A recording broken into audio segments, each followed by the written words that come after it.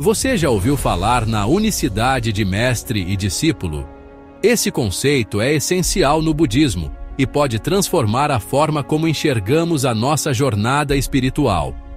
Hoje, vamos explicar esse princípio de maneira simples, com exemplos de grandes mestres como Shakyamuni, Nichiren Daishonin, Nico Shonin, Tsunesaburo Makiguchi, Josei Toda e Daisaku Ikeda, e no final, trarei um ensinamento especial sobre o juramento Seigan, um compromisso que pode mudar sua vida.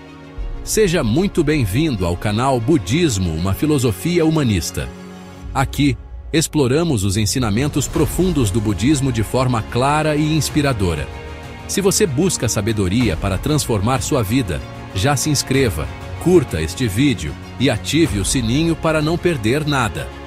Não se esqueça de compartilhar com sua comunidade e seus amigos. Imagine que você tem um grande sonho, algo que realmente quer realizar na vida, mas sozinho parece impossível. Então, você encontra alguém que já trilhou esse caminho, alguém que pode te guiar, te inspirar e te ajudar a superar os desafios. Essa é a essência da unicidade de mestre e discípulo. Uma relação baseada não apenas no ensino, mas na transformação conjunta da vida e do mundo. Mas o que isso significa no budismo? A unicidade de mestre e discípulo não é uma posição onde um ensina e o outro apenas escuta.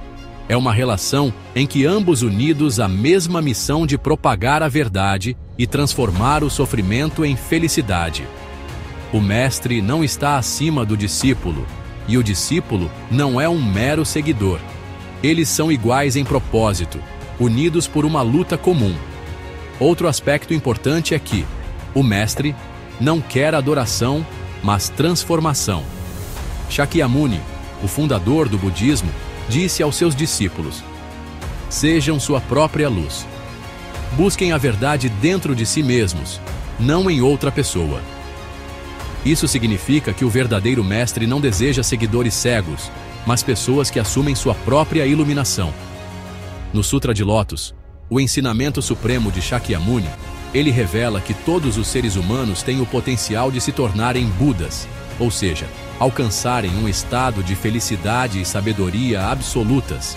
Mas para isso, é preciso uma relação de mestre e discípulo baseada na coragem e na prática ativa. Vou dar um exemplo simples para entender. Imagine uma grande montanha. No topo dela, há uma visão maravilhosa: paz, felicidade e iluminação.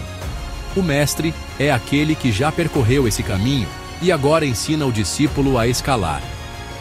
Mas atenção, o mestre não carrega o discípulo nas costas. O discípulo precisa escalar por si mesmo, enfrentando dificuldades, desafios e aprendendo com cada obstáculo. O mestre apenas mostra o melhor caminho e encoraja o discípulo a seguir em frente, mesmo quando tudo parece difícil. Se o discípulo não se esforçar, nunca alcançará o topo. Se o mestre não guiar corretamente, o discípulo pode se perder no caminho. Por isso, mestre e discípulo devem estar totalmente comprometidos com a mesma missão. Mas aí vem a pergunta: o que acontece quando essa relação se rompe? Se um discípulo apenas escuta o mestre sem colocar em prática o que aprende, a lei não se propaga. E se o mestre não se importa com o crescimento do discípulo, a sabedoria se perde. Nichiren Daishonin alertou sobre isso. Se o mestre não tiver discípulos que herdem sua missão, sua luta se perderá com o tempo. Por isso, Nichiren sempre reforçou que o discípulo deve ultrapassar o mestre, dando continuidade e ampliando o impacto da missão. O primeiro exemplo poderoso dessa relação vem do próprio Buda Siddhartha Gautama, conhecido como Buda Shakyamuni. Ele ensinou a seus discípulos a não dependerem dele, mas sim da lei. O Buda disse: sejam sua própria luz. Busquem a verdade em si mesmos e não em outra pessoa. Ele não queria ser idolatrado, mas sim que seus discípulos se tornassem Budas como ele. Agora que entendemos a importância da unicidade de mestre e discípulo, precisamos responder a uma pergunta fundamental: como essa relação se manifesta no budismo Nichiren? Para isso, precisamos conhecer a história de Nichiren Daishonin, um mestre que não apenas transmitiu a lei, mas arriscou sua própria vida para garantirmos que chegasse até hoje. Nichiren Daishonin nasceu no Japão em 1222, em um período de profunda crise social, guerras e catástrofes naturais. Desde jovem, Nichiren dedicou sua vida ao estudo de todos os ensinamentos budistas em busca da verdade definitiva. Após anos de pesquisa, ele chegou a uma conclusão ousada e revolucionária. O Sutra de Lótus era o ensinamento supremo do Buda, pois revelou que todos os seres humanos podem atingir a iluminação nesta vida. Ele não guardou essa descoberta para si. Pelo contrário, decidiu propagar essa verdade para transformar a vida das pessoas, mesmo sabendo que enfrentaria perseguições por desafiar o sistema religioso da época. No dia 28 de abril de 1253, Nichiren Daishonin fez uma declaração pública que mudaria o curso da história do budismo. Ele revelou o Nam-myoho-renge-kyo como a essência do Sutra de Lótus e o caminho direto para a iluminação. Este é o verdadeiro ensinamento para esta era. Aqueles que recitam Nam-myoho-renge-kyo alcançarão a iluminação e transformarão sua vida. Mas essa revelação foi um choque para a sociedade. Os sacerdotes influentes da época viam Nichiren como uma ameaça e passaram a persegui-lo. Ele foi exilado 2 vezes, sofreu um atentado contra sua vida, quase foi executado na praia de Tatsunokuchi. Mesmo diante de tanto sofrimento, Nichiren nunca desistiu de sua missão. E por quê? Porque ele entendeu que um verdadeiro mestre não recua diante dos desafios, mas luta até o fim para proteger seus discípulos e a verdade.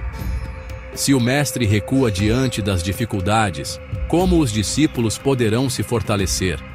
A maior prova da coragem de Nichiren ocorreu na noite de Tatsunokuchi, em 1271.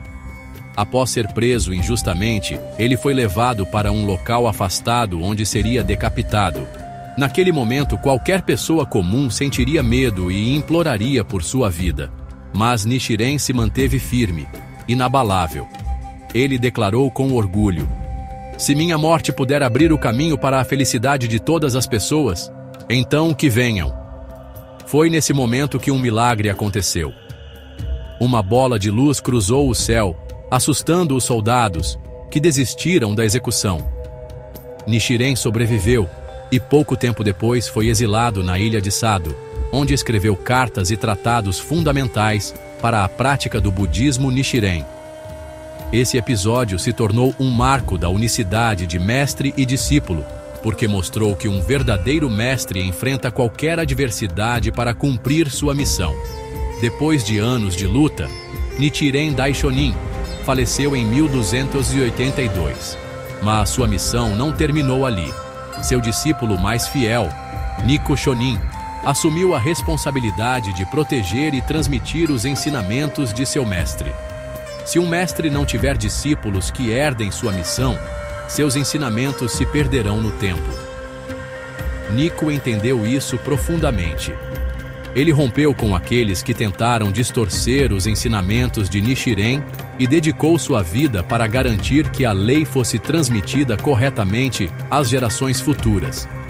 Se não fosse por Nico Shonin, talvez nunca tivéssemos acesso ao verdadeiro budismo de Nichiren hoje. Sem discípulos comprometidos, o ensinamento de um mestre desaparece com o tempo. Essa é a essência da unicidade de mestre e discípulo. O mestre transmite uma missão, mas é o discípulo que a concretiza e expande. Nico Shonin é o exemplo perfeito de um discípulo que não apenas aprendeu com o mestre, mas dedicou sua vida para continuar sua missão. Após a morte de Nichiren, Nico enfrentou enormes dificuldades para proteger e propagar o ensinamento correto. Ele rompeu com aqueles que distorciam os ensinamentos de Nichiren e dedicou-se inteiramente à propagação do budismo. Isso nos faz pensar: nós estamos apenas aprendendo sobre o budismo ou estamos realmente colocando seus ensinamentos em prática? O espírito de mestre e discípulo não parou com Nichiren e Nikko. Nos tempos modernos, essa luta continuou com Tsunesaburo Makiguchi, Josei Toda e Daisaku Ikeda. Makiguchi fundou a Soka Gakkai, baseado nos princípios do budismo Nichiren. Durante a Segunda Guerra Mundial, ele foi perseguido pelo governo japonês por se recusar a abandonar seus princípios. Ele morreu na prisão, mas nunca traiu sua fé. Seu discípulo, Josei Toda, herdou sua missão. Mesmo preso, ele teve uma profunda realização espiritual sobre o Sutra de Lótus. Ao sair da prisão, dedicou-se a propagar o budismo e a reconstruir a Soka Gakkai. E quem assumiu essa missão depois dele? Daisaku Ikeda. Ainda jovem, ele fez um juramento: me tornarei um leão pela causa do budismo e da paz no mundo. E cumpriu esse juramento, levando o budismo Nichiren para todos os continentes. Hoje, milhões de pessoas seguem esse caminho graças ao seu espírito de mestre e discípulo. E onde nós entramos nessa história? Será que o espírito de mestre e discípulo termina aqui? Não, ele continua conosco. No budismo existe um conceito chamado Seigan, o juramento do discípulo. Esse juramento significa que cada um de nós pode assumir a missão de levar esperança ao mundo, assim como fizeram os grandes mestres do passado. Se você quer trazer transformação para a sua vida e para o mundo, o primeiro passo é se comprometer com sua própria revolução humana. Que tal fazermos juntos esse caminho? Deixe nos comentários o que achou desse vídeo e compartilhe com quem pode se inspirar com essa mensagem. Se esse vídeo te ajudou a entender o budismo, não esqueça de curtir, se inscrever no canal e ativar o sininho, além de compartilhar com seus amigos. Isso nos ajuda a espalhar essa mensagem de esperança para mais pessoas. Até o próximo vídeo.